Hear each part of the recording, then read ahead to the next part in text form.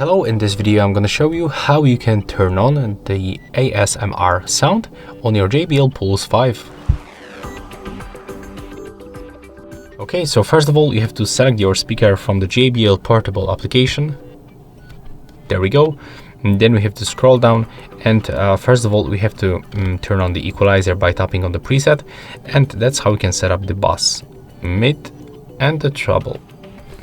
Then we have to activate this ambient sound and play it, and let me show you how it sounds.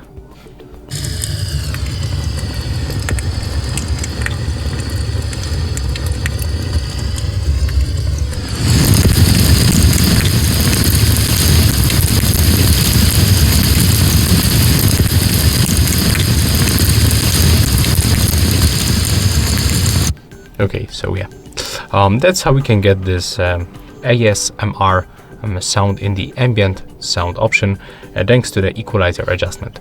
So that's all for this video. Hope you like it.